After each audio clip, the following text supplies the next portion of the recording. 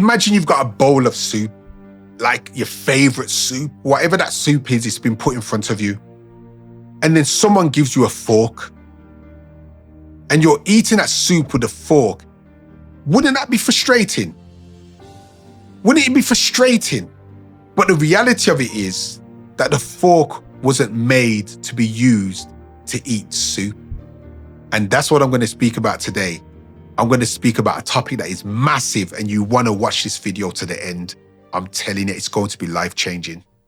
Today, I'm going to speak about something that I'm so passionate about. I mean, you know my work. I'm the mentor's mentor. I've been mentoring people for many years. I've seen so many people turn around and become who they were born to be.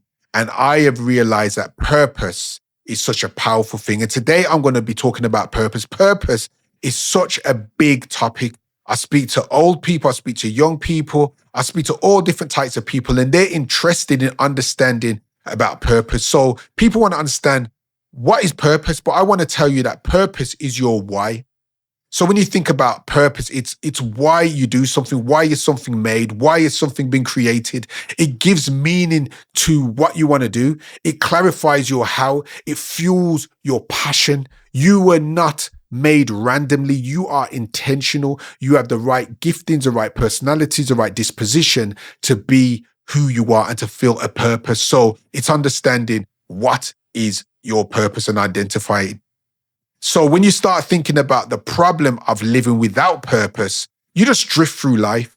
So many people are wasting their days. They're wasting their opportunities. They're wasting their time. They're just scrolling. They're just sitting down playing a game. They're in a virtual reality instead of engaging in a real reality. Do you know what I mean? And their life's just passing by because they're not engaging in their purpose. A lot of people have just checked out from life. They've checked out from the pursuit of going for something that is meaningful. And that's one of the problems of living without purpose. You can chase everything and catch nothing. Have you seen that kind of analogy when you've got an animal and it's chasing like around 3 rabbits, and because chasing all 3 of the rabbits, it don't even catch any of the rabbits. It's like you probably are like so focused with this plan. You started this plan, you started this business, you started this opportunity, you started this project, and you're starting all these things, but you're not really fulfilling any of them. You're not finishing any of them. You're not going to the end of any of them. When there's a loss of enthusiasm or loss of excitement,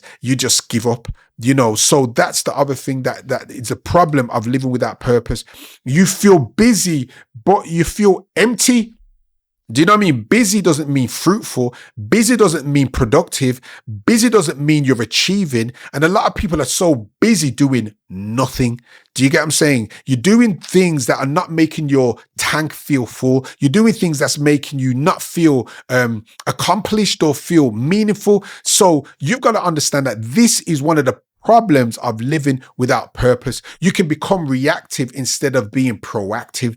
That's the other problem of living without purpose. You're just waiting for purpose to land on your lap. You're waiting for the opportunity to land on your lap. You're waiting for the direction to land on your lap instead of you going for it and being proactive and researching and doing the work and digging and looking in books and reading books and listening to podcasts, or, you know, getting a mentor and listening to someone to help you. All these are the things that you do to find your purpose. But without purpose, you're not doing these things. The other thing is you settle and you shrink. You shrink to the size of your problems. You shrink to the size of your obstacles. You shrink to the size of your circumstances. You shrink to the size of your town where you live. You shrink to the size of your family. Do you get what I'm saying? When you were born to be the trendsetter, you were born to be the pioneer, you was born to be the trailblazer, you was born to be the person that breaks the cycle. So these are the things that is so important. And these are the things that fight against purpose. It's comparison. When you're comparing yourself to others, when you're comparing yourself to people on social media, when you're comparing yourself to people in your workplace or people in your family, you got to stop comparing. You weren't made to be a copy. You was made to be an original. You wasn't made to be someone that's a duplicate. You was made to create. So you got to understand that is something that fights against purpose. Fear is another thing that fights against purpose. Those whispers, you're not enough. Do you know what I mean? That imposter syndrome inside of your head, you think, I can't do this. Do you know what I mean? Fear just makes you just get back into your zone when you need to come out of your zone. So fear will stop you from achieving your purpose. Distraction is such a big thief from your focus and your purpose, because really you should be doing something more, but you're so distracted on social media, you're scrolling, you're just watching box sets, you're just sitting in front of the TV watching Netflix. And do you get what I'm saying? Listen, all that's okay, but it can't be at the cost of you pursuing your purpose and pursuing why you were born and on this planet. Doubt is another thing that will stop you and fight against your purpose, because you just got so much doubt. You know, it could be because of the words that you've heard. Could it be because of the negativity in life, or people that have not really spoken life into you when they should have spoken life into you, or parents have not parented you in a way that they could have parented you? That could create doubt. So the last thing I want to really talk about what fights purpose is comfort zones.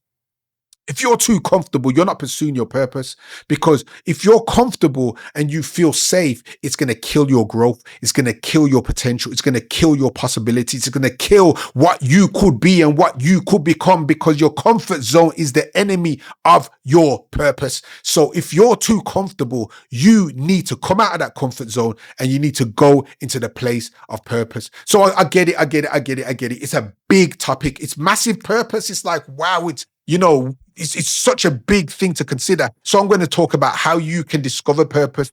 One of the ways you can discover purpose is look at your pain. Look at where you've been hurt in life. Look at where you have been rejected. Look at these things that have been damaging in your life. A lot of times it is assigned to you. It kind of leads to your assignment. Your pain can identify your assignment. Do you know what I mean? Like if you've got a pain about young people, or you don't like the way elderly is treated, or you don't like the way that some things are done in this world, maybe that is a part of your assignment. Look at your passion, the things that energize you, that will show you what your purpose is as well. Look at your gifts. What are you thankful for? You're probably not even thankful for some of them, actually, because it's probably so natural, it's probably so normal, but you do it with ease. And that can be showing you that this is something that you were born to actually do. Look at your patterns. Look at the things that you've gone through. Look at the patterns that you've experienced in life. Notice the common thread in your experiences. That can show you your purpose. And ask the source. Some people believe in trees. Some people believe in the universe. I believe in God. So I would say seek God. I would say pray. I would say journal. I'll say reflect. I would say read your Bible. I would say go and do some research. I would say go and get mentors, go and get elders, go and get people that can speak into your life, but go and ask the source. Get people that can help you and go in that direction. And you've got to take responsibility for it. This isn't the moment that you can start blaming others. You can't say it's because I never had this kind of parenting, or these people never believed in me, or these people never invested in me, or the teacher never spoke well of me. You've got to take responsibility, because nobody can walk out your purpose. No one can walk in your purpose besides you. It is you fashioned. Owning the calling means doing the inner work. Stop making the excuses. Stop complaining. Do the inner work. Go past the pain. Go past the comfort. Go past the naysayers. Do the inner work. You get what I'm saying? Push even when no one's watching. You don't have to wait for everyone to be watching, because sometimes everyone has to do, it has to be on social media. It has to be on social media. Everyone has to see. Sometimes you're going to be doing it in front of an audience of one. That's going to show if you really want this or not. You can't just wait for the audience and the crowd. Stay the course even when it's not popular. Don't be a yes person. Don't be a person that's always trying to please people, because sometimes you're going to be unpopular when you pursue your purpose. Think about Martin Luther King. He wasn't popular, but he was pursuing his purpose. Think about Gandhi. Think about all these different people. There's lots of different people. There's people in your locality. It's not just these people that are famous and historic. It's people around you. They may not be popular, but they're pursuing their purpose. Show up consistently, not just when it's easy. Show up even when it's hard. And that's going to be something that's going to be important for you to understand. Because even when you think about people that are athletes, or they're footballers, or they're whatever they're doing, training isn't easy, but they still got to turn up and they got to do it. What happens when you live on purpose? You stop living for approval. You start living your authority. You start living with authority. You gain clarity and direction. You start understanding what direction you need to go in. You're driven by impact, not by insecurity. You're not depending on people to make you feel secure. You're looking to change the world. You're looking to change the globe. You're looking to change your community. You're looking to change people, your family. You're not caring. So these are the things that's important. You attract aligned opportunities that are aligned to who you want to be and who you want to become.